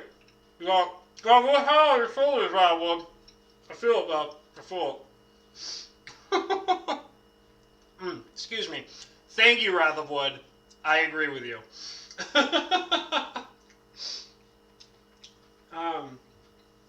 Well, and like I said, I just kind of like the fact that you guys kind of want to hang out, you know? It's cool. I don't know. I kind of like the feeling that, you know, like, I can have like a group of people that just want to hang out, and that's a nice feeling to have, you know. Like I don't always get to, you know, when I was let me just talk about myself a little bit. Um, so when I was in California, I used to have a lot of friends, like lots and lots and lots and lots and lots of friends. Um, Way too many to be totally honest. I probably had about three different groups that I hung out with of people, and each one of those groups was approximately like 10 or more people. So I used to be in a situation where I was like, before I moved where I am now, um, I used to be hanging out with somebody every single day, like somebody. It didn't matter who it was. And it would always be like, oh, well, I'm going to go spend time with this group of friends, which is like 4 or 5 people. And then tomorrow, I got to spend time with this other group of friends, which is like 10 or 15 people or whatever. So I used to hang out with lots of different people, and that was kind of like how I grew up, was constantly having people around me and spending time with people all the time.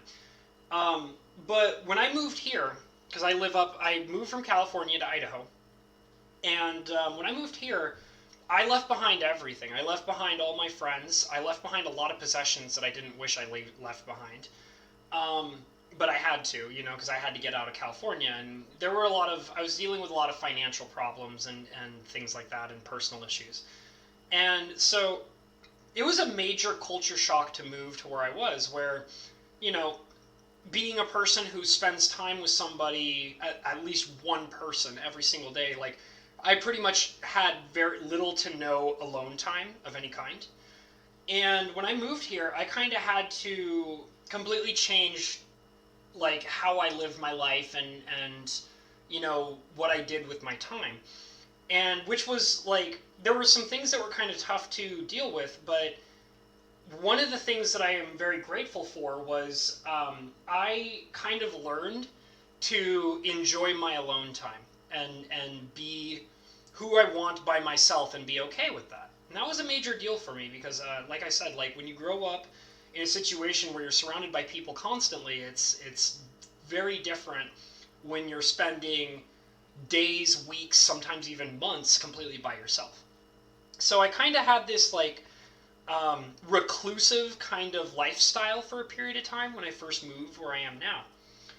And it was very different, but I learned to cope with it, and I was actually a lot more comfortable with it than I thought.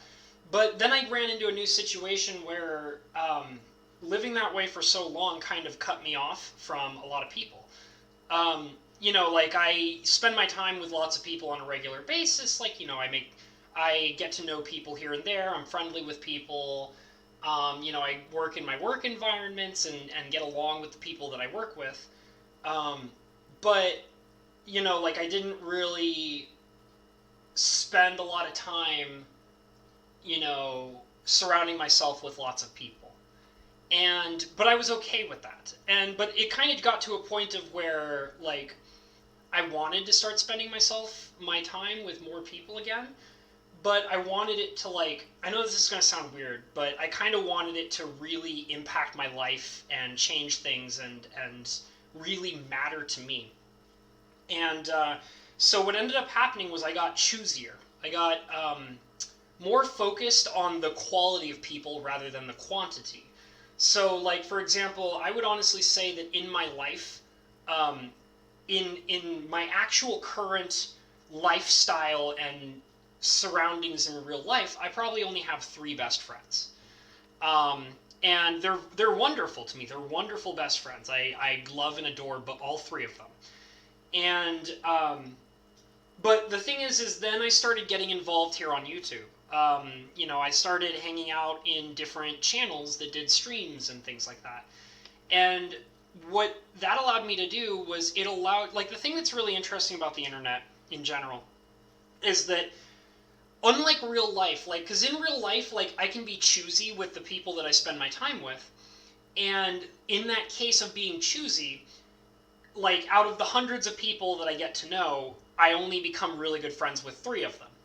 Now, see, when it comes to the internet, that expands, like, a millionfold, So, like, in the sense of, like, being on YouTube and on the internet and with large groups of people in the various channels that I spend my time in, I end up applying that same filter, quality over quantity, and what ends up happening is that I still find high quality people, such as all of you guys hanging out in my stream, and also in my catcher streams and Cinder Shadow streams and, whatever.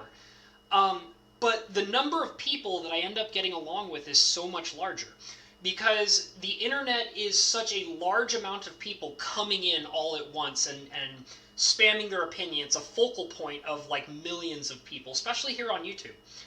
And but you're amongst those millions and millions of people, and you find that even though it's only just like a drop in an ocean, you realize that the number of people that you can choose for quality over quantity is a higher number. So like in real life, I'm dealing with hundreds of people and I'm friends with 3 of them. But here on YouTube, with millions and millions of people that are, constantly, around me and things like that, I find that I'm making 20 friends that are really good and significant and like to spend time with me and things like that. And that's made a major impact on me because it made me, like, I was very weird about keeping myself separated from large groups of people. And like I said, like I was a very quality over quantity kind of person, which I wasn't before. So it was just really interesting to me that in the sense I still have that same level of quality where I'm only picking like 3 people in real life out of hundreds. But when you maximize that by multiple millions of people, you find that you actually get along with like 20, 30 people. And that's what's happened here on YouTube in my channel and things like that. And I love it. I love knowing that that same scale of quality over quantity still applies here on the internet in YouTube. But it's so much larger simply because you're dealing with a larger size of people in general. Which is great because that means that I get to spend time with 20 to 30 people who actually care about me and what I'm doing and the content that I'm creating. And I know it's not the greatest quality content of all time, but that's something I'm working on and looking to change. But it's just nice that I have people, like 20 or 30 people that come in and they're like, you're a good person and we're good people and we all just want to hang out and spend time together. Like, it's literally like having a group of friends that I could never find or apply to in my real life unless I was online on YouTube and things like that. And it's just a cool feeling. Like, I really like it, and I like having you guys here.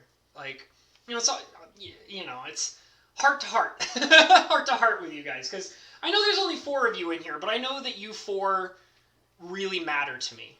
Like, I just want you guys to know that. Like, the 4 of you that are in here right now, and I mean, I have 58 subscribers, and I like to think that, in fact, all 58 of those subscribers really deeply matter to me. And it feels even more amazing that, out of the 58 subscribers that I have that really matter and come in and watch my content and support me and whatever, there are also 4 people who go out of their way to come out and hang out and spend time with me. Like, I mean, I had my parents in here, Like, think about that. So I'm extremely close to my parents, and they want to be a part of my content. And they are literally my family. So, I mean, it's like if I have my 2 family members hanging out in my stream because they love and care about me, and then outside of those 2 family members, I have 4 other people who come in and hang out with me. In a sense, it's like your family. You're coming in and you're hanging out with me and my family, and we're having a good time, like we're painting, or getting scared at a video game, or eating delicious burgers. Oh, delicious burgers. So, I just want you guys to know that. Like, I really care about you guys, and I'm really happy that you're all here. And I also know that, like I said, like, having 4 of you in here, like family, like, I know that not everybody can be here. But I just want anybody who is watching this video or stream, whether it's live right now with the 4 people I'm hanging out with, or I know that my videos get between 10 to like 20 views on a regular basis. So the 10 or 20 of you outside of this live stream, like, you guys are like family too, and I really appreciate it. It's I just really enjoy having you all here, and it's a nice feeling. I'm going to catch up on comments a little bit. Let me see what you guys are saying. I went like 8 year. Wrath of Wood says I went like 8 years without commenting on YouTube. The past couple of years I've opened up more. That's how I was too, dude. Like I barely ever commented. I still kind of barely ever comment, but participating in streams and things like that is what really broke me out of my internet shell, because I used to be an internet like anonymous kind of person. Like I used to hang out on anonymous message boards and go to forums and things like that and write anonymous comments and things like that. You know, like I like the anonymity of the internet of the past. But I mean, that's not the case anymore. Like the anonymity on the internet is, you know, something that is irrelevant now, and it doesn't really exist anymore. Um, but I'm glad, you know, like I mean, I don't like. I had a period of my life where I felt like I needed to be hidden all the time. Like I didn't want people knowing me on the internet, and but it kind of like took some time of spending time with you guys and spending time with the streamers that I watch, that I realized like anonymity is not a big deal. Like just don't be a piece of shit. Like even when I was anonymous, like I will admit when I was in my teen years, being anonymous on message boards was like I was a piece of shit. But I mean, I always think that like everybody is a piece of shit when they're a teenager. Like that's just how it is. But you grow out of it. And now that I'm an adult that likes spending time online, getting to know actual people and letting those people know that I'm an actual person, like I don't really care about the anonymity because I'm not a piece of shit anymore. Like I don't want to scream at people online. Like I don't want to leave shitty comments. Like you know, like and the thing is too is that when I get into a situation where I have somebody who is being a piece of shit to me online, like normally just ignore it. Like I mean, I'll leave. It's very common for me to leave comments on YouTube videos, and then like especially if they happen to get popular, which is kind of a rare occurrence, but it does happen. Um, but you know, if I get a comment that I make that ends up being really popular, it's very common to get like you know a bunch of people who you know want to talk crap on a popular comment, and I just ignore them. Like I don't even comment back. I just ignore them. I pretend they don't exist. And like they'll challenge me on it, and I'm like, I'm not gonna talk to you. You're a piece of shit. Go away. Um, so you know, I understand the feeling. You know, it's you know Wrath of Wood. It's that you know you're just not sure about people when you first start out online, and you kind of like the idea of having your privacy. But then you get to a point of where you feel like you're adult enough that like you don't need to hide behind you know anonymity. And I mean, you know, there might be situations like that where it does matter somehow. But I mean, if you really needed to make the effort to find yourself being anonymous on a message board, like you'll make that effort for whatever reason. But I mean, you know, it's okay to be just like a cool person who wants to hang out online and be yourself and be around a bunch of other people online who feel the same way. So, you know, that's just kind of how that is. And it's nice, you know, it's nice being that way. Bo Falcon says, it is amazing how the vastness of the internet can multiply your ability to find great people out there. If it wasn't for me finding Perp, I would probably still be like Wrath. Yes, I did the same thing. Finding you guys was such a great thing. Yeah, Bo Falcon, exactly. Like, and that's the thing is because like it's really interesting to think about like the kind of impact that you know Perp has had on a lot of us in the sense that like before I met Perp, like what we were just now saying, like Wrath of Wood and everything, like I didn't really reach out to creators or people online as much as I do now. And like Perp being the kind person that he is and the fun-loving guy that he is, he really changed that about me. Like that was something that you know he directly impacted in me. If it wasn't for Perp, I would have never made this channel, like ever. I would have probably you know, I probably wouldn't even be here in front of you guys stuffing my face with a burger. Oh. Mm, oh. Mm. Oh. Server, come here. I dropped a piece on the floor. Server, come here. Right here. Eat that. Look. Right there. There you go. Good boy. But yeah, he changed a lot about me. And he's a good dude. Like, he really is. You know, I used to, and the thing is too, is that like Perp, like, he reminds me of people that I used to hang out with when I was a teenager. I knew multiple people. One of them in particular that he reminds me of a lot, and is a guy that I'm still friends with. I don't get to see him that often. Sometimes he'll hop into my streams on very rare occasions. But he, like, even after I moved out here to Idaho, he is the only person in my old group of friends who has made an effort to contact me, not on a regular basis, but every once in a while he likes to call me and check on me and see how I'm doing. And we're very, like, I feel bad because I'm not as, like, I don't go out of my way to contact him as much as he does to me, but I think he still understands that I really care about him because he's a great dude. But anyways, that friend of mine, Perp reminds me of that friend of mine. And um, it's just that, like, he was the same way. Like, he likes to be silly, he likes to have fun, he makes ridiculous jokes, he likes to troll people, but at his absolute core, he's 100% a kind-hearted, loving guy. And, like, my friend, like, is like that, and Perp is like that, and I see, like, like the same kind of love and care and fun that both of them have. Like, I see it in both of them, and that's what really attracted me to spending time with Perp in the first place, was that, like, he reminded me a lot of that friend of mine that I'm still friends with here and there.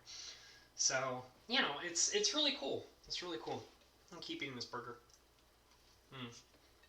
It's a cold burger now.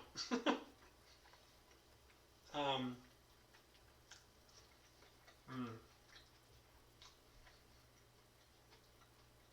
Aw.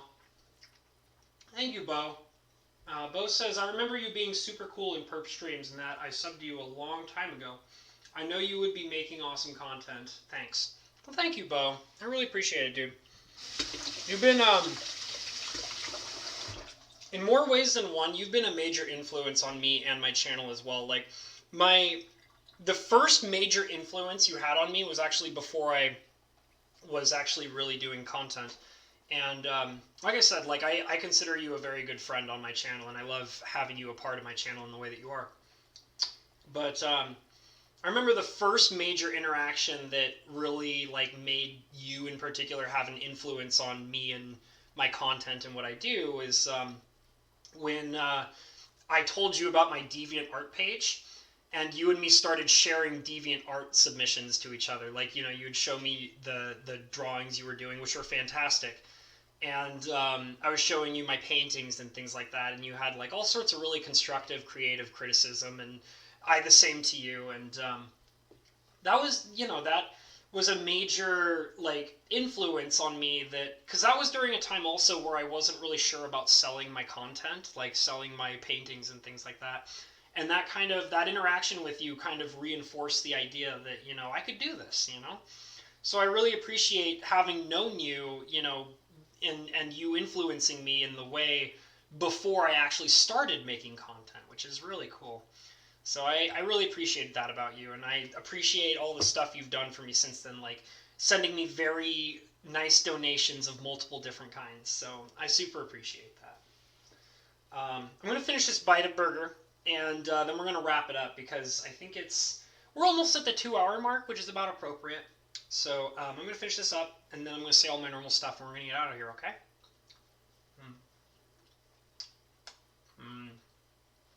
I do have those other pieces of zucchini that I need to eat too. So I'll probably munch on those during a stream or something.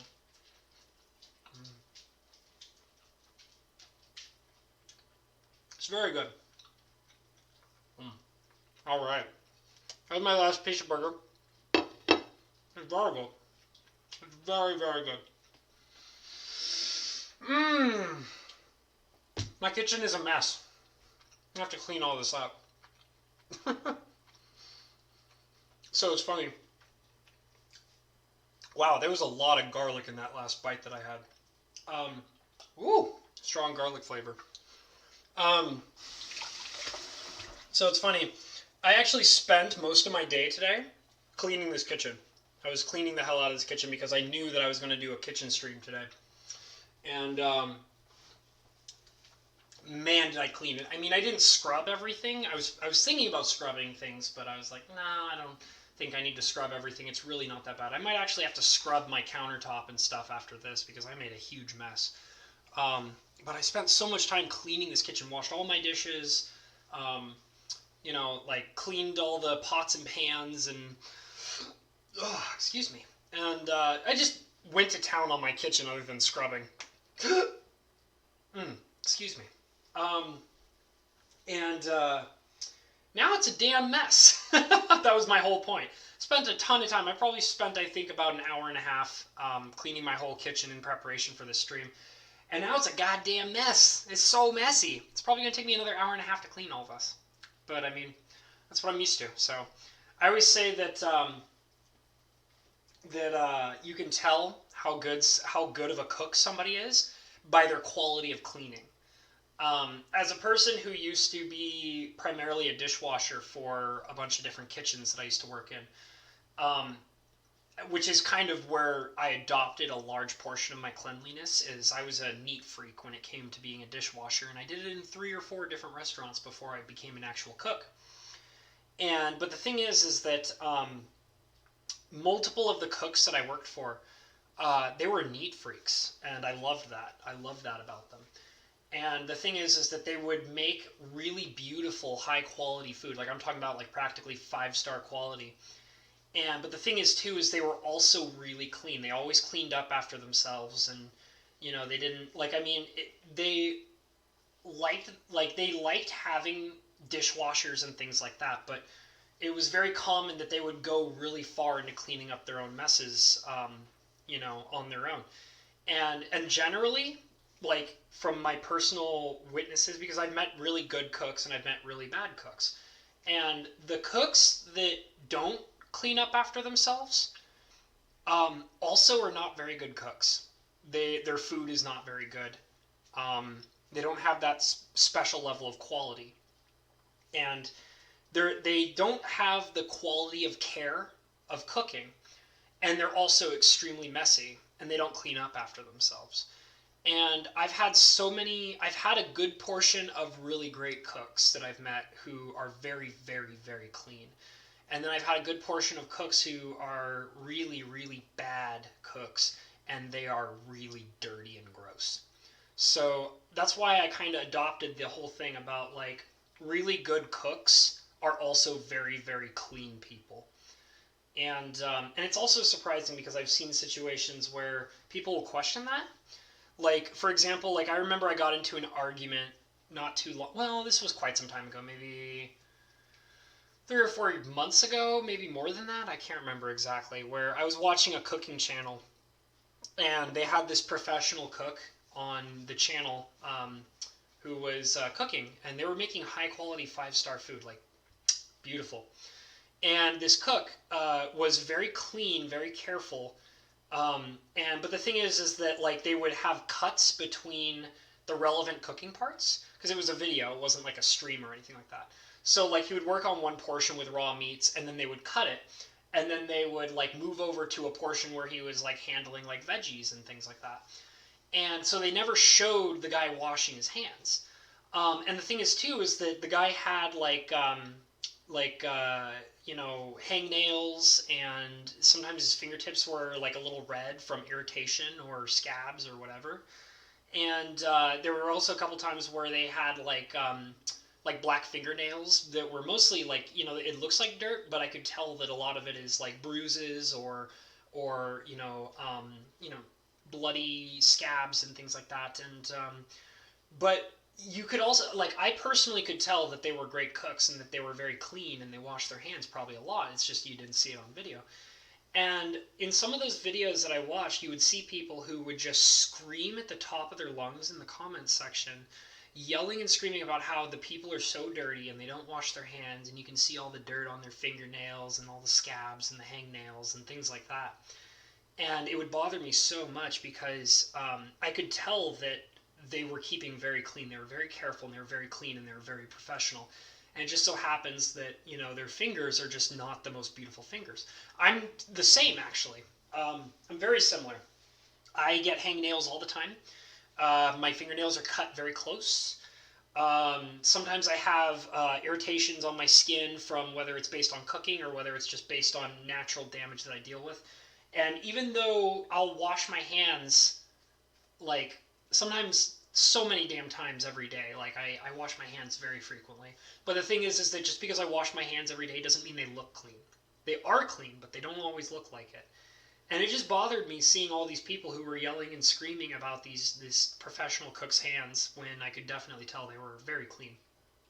And I ended up getting into a fight with in a comments section a long time ago, where I was basically yelling at them about how like these cooks probably wash their hands more in a single day than the people complaining do in an entire year.